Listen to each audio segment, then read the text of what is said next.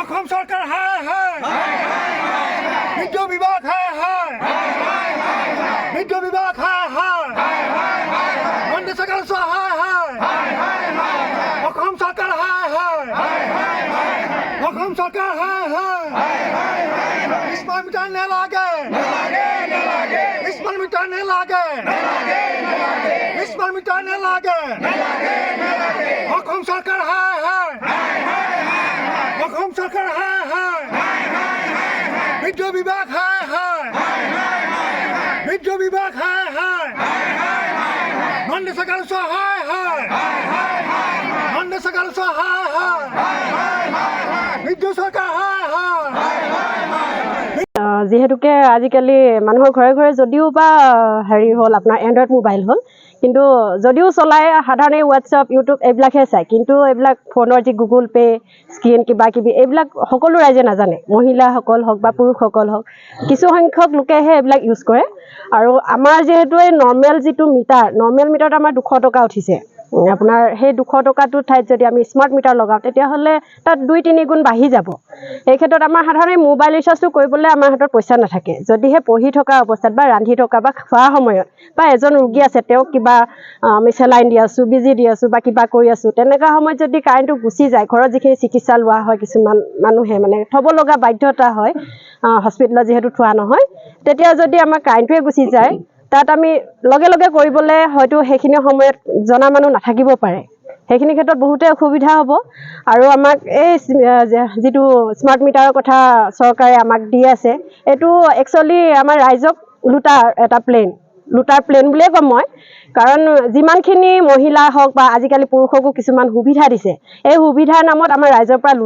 লুটি পেলাইহে ৰাইজক দিছে মানে মোৰ মতে মই যিমানখিনি গম পাইছোঁ তাতো চাইছে কিছুমানক হয় ৰেচন কাৰ্ড দিছে এই ৰেচন কাৰ্ডৰ নামতো আজি এবাৰ চাউল দিম বুলি কয় এবাৰ নিদো বুলি কয় এইখিনিও বহুত হাৰাশাস্তি খুৱাইছে আৰু বিশেষকৈ আমি আহি দেখা পাইছোঁ আপোনালোকৰ যিটো মূল পথটো গাঁওখনৰ যথেষ্ট বোকাময় এটা কেঁচা পথ আজিও দেখে যিহেতু স্বাধীনতা আজি 75-76 বছৰ পাৰ কৰিলে যিহেতু অমৃত উৎসৱ আয়োজন কৰি গুচি গ'ল কিন্তু আপোনালোকৰ গাঁৱৰ ৰাস্তা পথ এতিয়াও পকীকৰণ নহ'ল কিন্তু এইখন গাঁৱত যদি স্মাৰ্ট মিটাৰ কিবা যদি লগাই সুবাস পাব নেকি বুলি ভাবে নেকি আপুনি নাই এইটোতো কেতিয়াও সুবাস নাপায়ে কাৰণ চৰকাৰে প্ৰতিবাৰে আহে ইয়াত ছাৰ্ভে কৰিবলৈ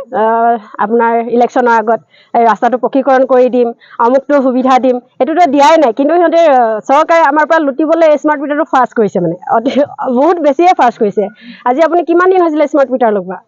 প্ৰত্যেকখন ৰাজ্যতে প্ৰত্যেকখন গাঁৱতে স্মাৰ্ট মিটাৰ প্ৰায় হৈয়ে গ'ল তেনেকৈ যদি ৰাস্তা পদূলিবোৰ চব জেগাতে হ'ল হয় তেতিয়াহ'লে আমি বেছি সুখী হ'লোঁ হয় স্মাৰ্ট মিটাৰতকৈ আমাক ৰাস্তা পদূলি এইবিলাকহে বেছি প্ৰয়োজনীয় মানে আমাৰতো ইয়াত সকলোখিনি মানুহে সৰ্বসাধাৰণ ৰূপে জীয়াই আছে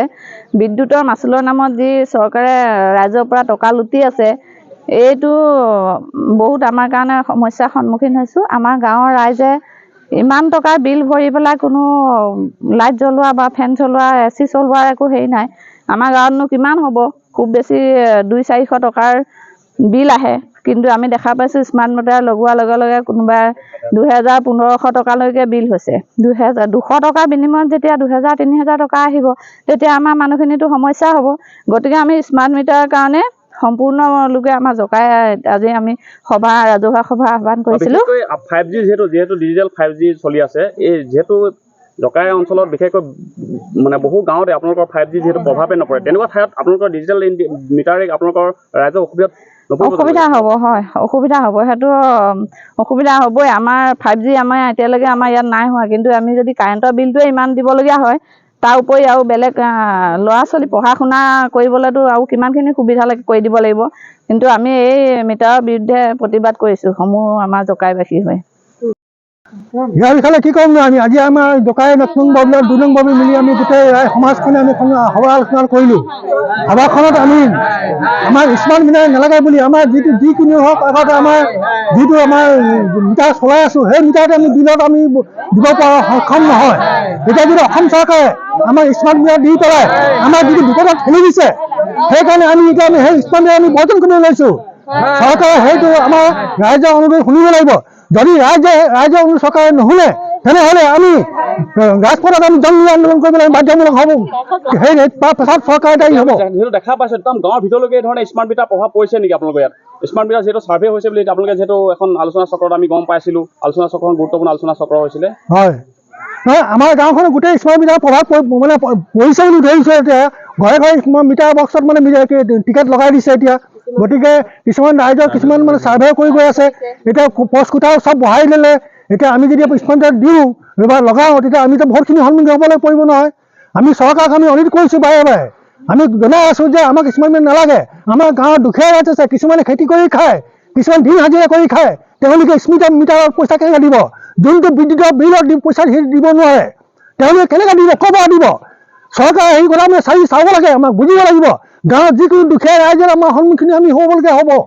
সেইখিনি কথা চৰকাৰে চিন্তা কৰিছে নাই? চৰকাৰে চাব লাগে। আমি চৰকাৰক আমি বাৰে অনুৰোধ কৰি আছোঁ যে আমাৰ স্মাৰ্ট মিটাৰ নালাগে বুলি। কাৰণ আমাৰ তাকো ৰাইজৰ কথা নুশুনি চৰকাৰে এইটো আমাক ৰাইজক মানে আমাক বিপদত ঠেলি দিছে।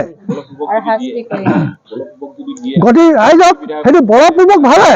আমাৰ ৰাইজক মানে বিপদত ঠেলি দিছে চৰকাৰে। গতিকে আমাৰ স্মাৰ্ট মিটাৰ নালাগে, আমাক নালাগে।